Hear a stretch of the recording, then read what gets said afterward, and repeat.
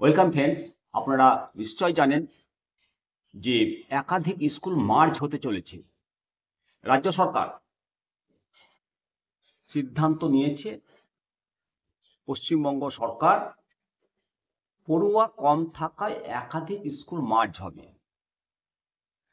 এই মার্জ করার যে গুরুত্বপূর্ণ পদক্ষেপ, একাধিক স্কুলকে মার্জ করার যে পরিকল্পনা, এটা সরকারের নতুন সিদ্ধান্ত। বলতে হয় যে ক্রমাগত শিক্ষার্থীর সংখ্যা কমছে, ফলে অনেক স্কুলে ক্লাসের সংখ্যা কমে গেছে। এই পরিস্থিতিতে স্কুল মার্জ করা হলে শিক্ষার মান কি বৃদ্ধি পাবে, এই প্রশ্ন উঠছে।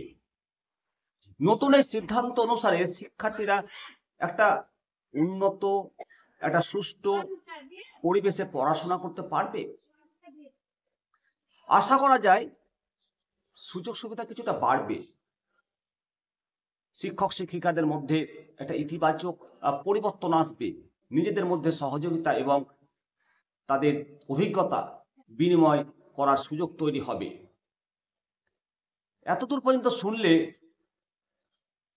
এটা আপনার মনে হতে পারে যে এই উদ্যোগের ফলে শিক্ষার্থীরা কিছুটা নিশ্চয় অসুবিধায় পড়বে।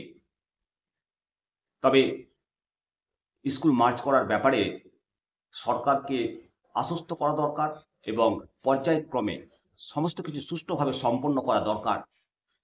কেননা আমাদের মনে রাখতে হবে, আমাদের শিশুদের জন্য এই পদক্ষেপ সুফল যে বয়ে আনবে তার নিশ্চয়তা দিতে হবে।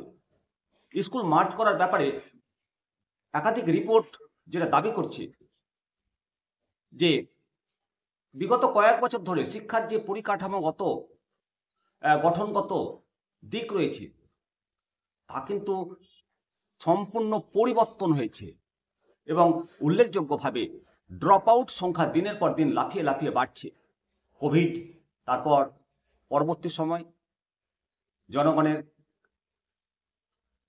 দৈনন্দিন যে আর্থিক অবস্থা সেটা ভেঙে পড়েছিল এবং রুটি রুজির তাগিদে অনেকে স্কুল ছেড়ে রোজগারে মন দিয়েছিল। এও বলতে হয় যে একাধিক বিদ্যালয়ে স্থায়ী শিক্ষকের অভাব রয়েছে, আর এই সমস্ত কারণেই ড্রপ আউট লাফিয়ে লাফিয়ে বেড়েছে এবং বহু স্কুল বন্ধ হয়ে গেছে। আর নয়, সেই ব্যাপারেই এবার বড় পদক্ষেপ নিতে চলেছে পশ্চিমবঙ্গ সরকার। স্কুল মার্জ করার যে পরিকল্পনা, সম্প্রতি স্কুলে পড়ুয়ার সংখ্যা, শিক্ষকের সংখ্যা, ছাত্রস্টু শিক্ষক অনুপাত জানতে রাজ্যের প্রত্যেকটি বিদ্যালয়ে নোটিশ দেওয়া হয়েছে বিকাশ ভবনের তরফ থেকে।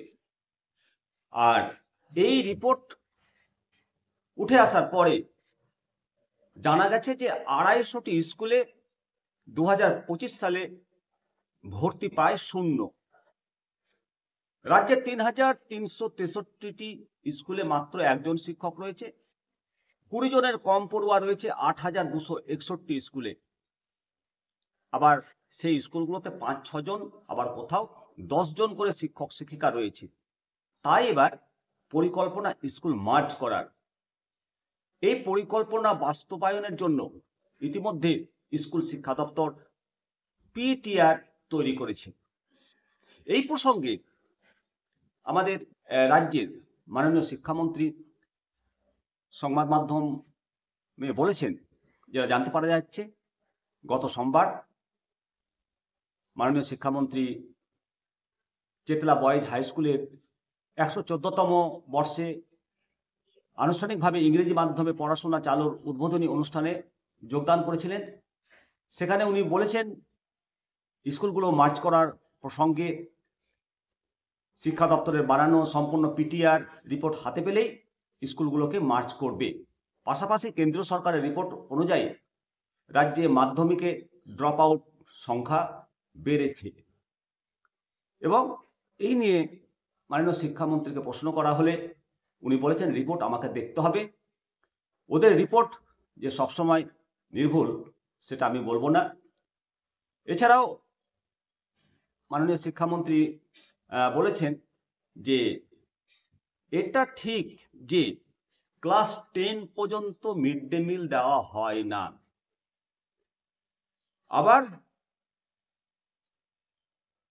এই মিড ডে মিল 8 পর্যন্ত দেওয়ার ফলে ছাত্রছাত্রীদের বাকিগুলো যারা 9, 10, 11, 12 পড়ে তাদের মধ্যে একটা হীনমন্যতা সৃষ্টি হয়।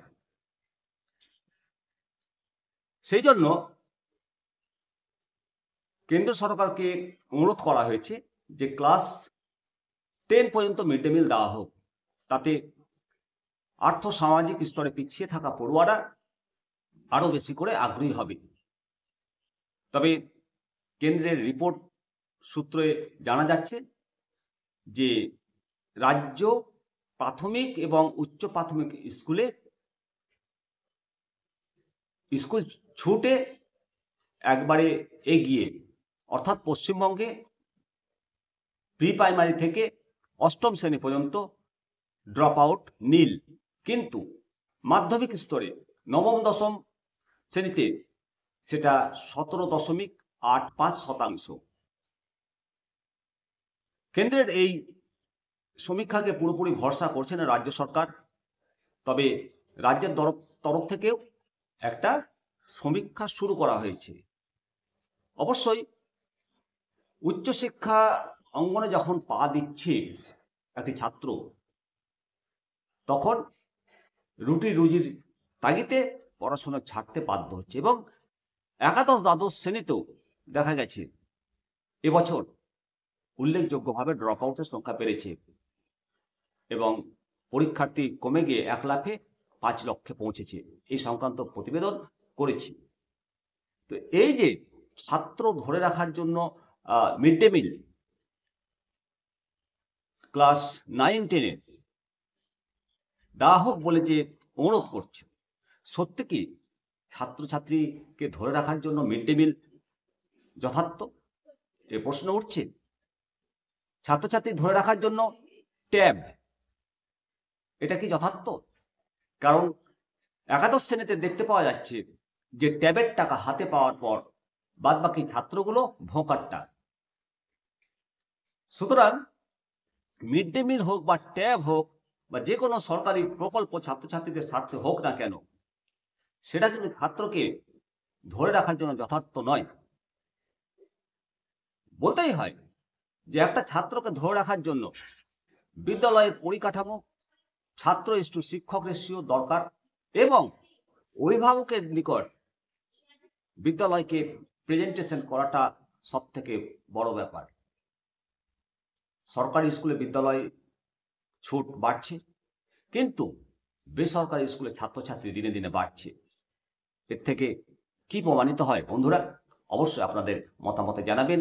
আমি শিবরাম সরকার, নিমতা দর্শন। ভালো থাকুন, সুস্থ থাকুন।